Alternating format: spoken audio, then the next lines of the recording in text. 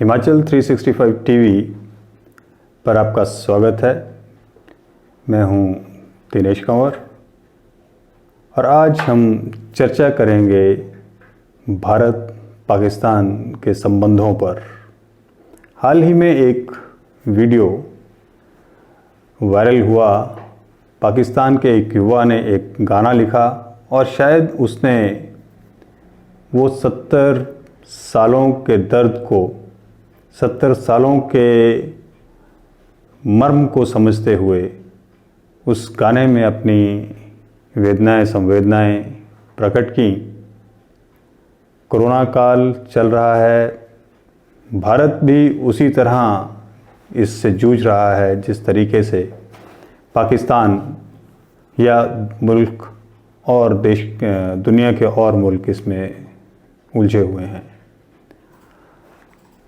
गाना हम तेरे साथ हैं जैसे शब्दों के साथ शुरू होता है और राजनीतिक और सरहद पर हो रहे तनाव से हटकर आपसी भाईचारे का वर्णन करता है। इस माहौल में पाकिस्तान के इस युवा ने ये संदेश देने का प्रयास किया है कि कहीं ना कहीं हम सब एक हैं। इंसानियत आज भी ज़िंदा है और ये बात उस वक़्त शुरू होती है जब पाकिस्तान के एक मशहूर क्रिकेटर शोएब अख्तर ये कहते हैं कि हिंदुस्तान को ऑक्सीजन भेजी जाए या हिंदुस्तान में लोग हमसे ज़्यादा परेशान हैं, उनकी मदद की जाए। ये शोएब अख्तर या उस युवा की सोच नहीं, ये पूरे पाकिस्तान और हिंदुस्तान के अवाम की सोच है कि ये मुल्क जो कभी राजनीतिक उठापटक के चलते एक दूसरे से अलग हो गए, हमारे आकाओं ने शायद उस वक़्त ये मुनासिब समझा कि अलग होकर एक अलग देश बना दिया जाए और इन सब मसलों को आगे बढ़ाते हुए आज तक हम सरहद पर एक दूसरे की जान माल के पीछे पड़े हुए हैं।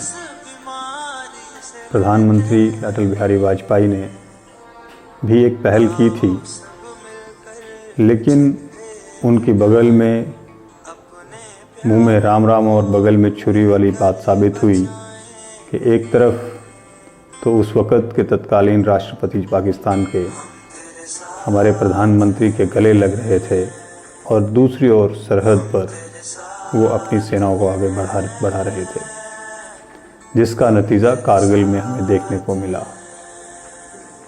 कुल मिलाकर एक नफ़रत का बीज दोनों ही मुल्कों में बोया जाता रहा और अब तक स्थिति ये है कि हम लोग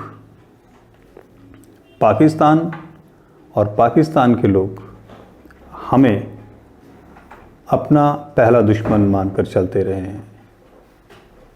बात LOC की हो, कश्मीर की हो, पाकिस्तान ऑक्युपाइड कश्मीर की हो, दोनों मुल्कों के बीच ये तनाव इस कदर बढ़ गया है कि दोनों ही मुल्क अपनी अपनी सरहद पर रोज़ाना करीब 2 से 3 करोड़ रुपए का खर्चा कर एक दूसरे को आंखें दिखा रहे हैं।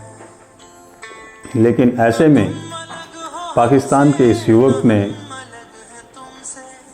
ये कहकर कि तुम्हें चोट लगे तो हमें भी दर्द होता है,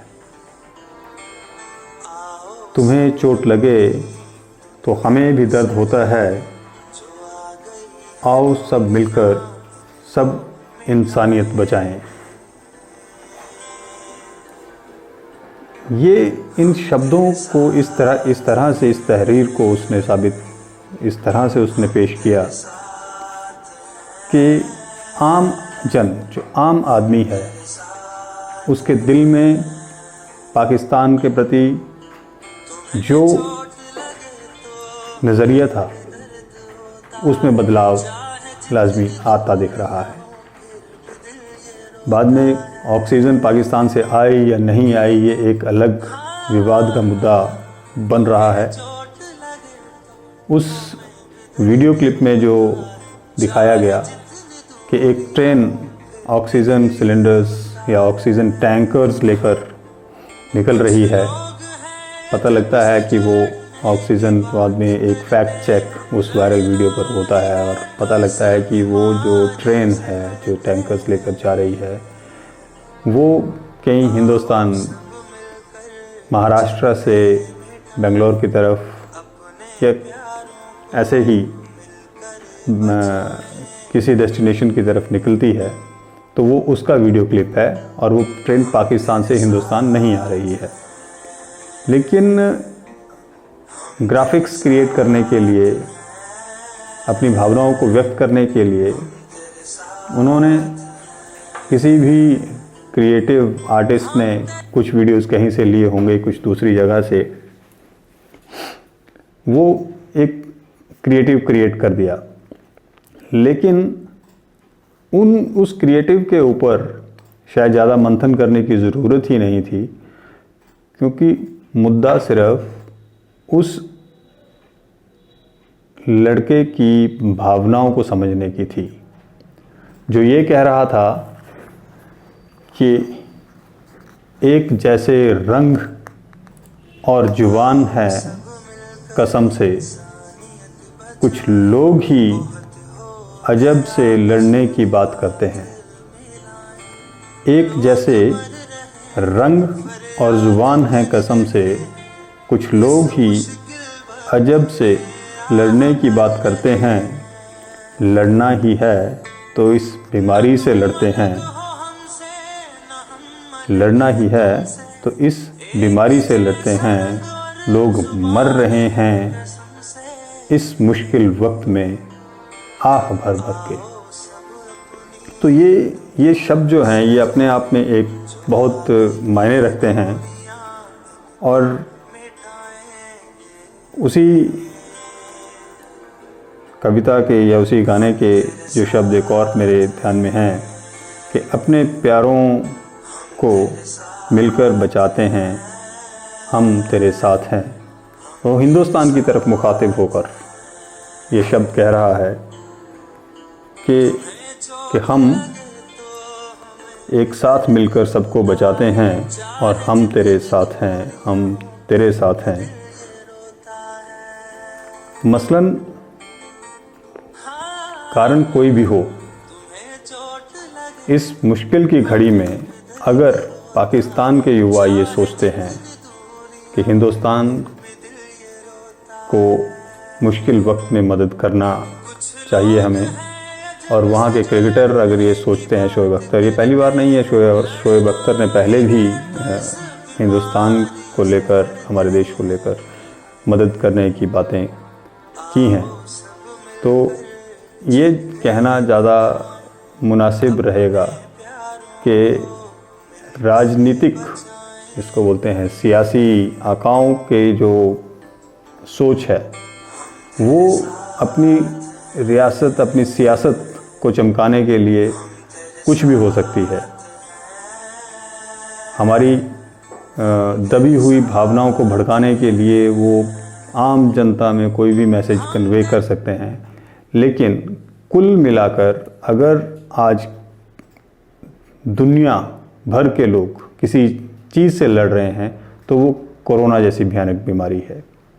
तो कोरोना से लड़ने के लिए हिंदुस्तान सरकार ने जैसे कहा कि उन्होंने 5 करोड़ दवाइयाँ दी, उसमें से 4 करोड़ दवाइयाँ दूसरे मुल्कों को उन्होंने एज लाइबिलिटी थी वो देनी पड़नी थी, लेकिन 1 करोड़ दवाइयों की खेप जो थी वो उन्होंने डोजेस दी। तो वो एक जेस्चर है, मानवता का जेस्चर है, उसमें कोई बुरी बात नहीं है। ये भी बीच में सुनने और कहने में आया, पक्ष और विपक्ष के अलग अलग मुद्दे रहते हैं, वो कि अगर अपने देश में लोग मर रहे हैं तो दूसरे देशों को हेल्प करने की क्या ज़रूरत है, ऐसा नहीं है। जब जहाँ पर समस्या ज़्यादा गंभीर होगी, पड़ोसी का फ़र्ज़ बनता है या किसी भी दूसरे व्यक्ति का फ़र्ज़ बनता है कि अगर वो दर्द, इंसानियत उसमें है और उसको दर्द में कोई दिखता है तो उसकी मदद करना एक इंसानियत का धर्म है। उसमें कोई भी मजहब, धर्म या सियासत आड़े नहीं आनी चाहिए। इन्हीं शब्दों के साथ मैं एक बार फिर से पाकिस्तान के उस युवक को बधाई देना चाहूँगा। उसने इस माहौल में इस तरह का गाना गाकर, इस तरह का गाना लिखकर दोनों देशों के बीच में जो दिमागों पर जो धूल पड़ी है उसको हटाने का प्रयास किया है और दिलों को उसने जोड़ने की जो कोशिश की है वो वाकई काबिले तारीफ़ है। आप ऐसा ही करते रहें और ईश्वर आपको लंबी उम्र दे। धन्यवाद।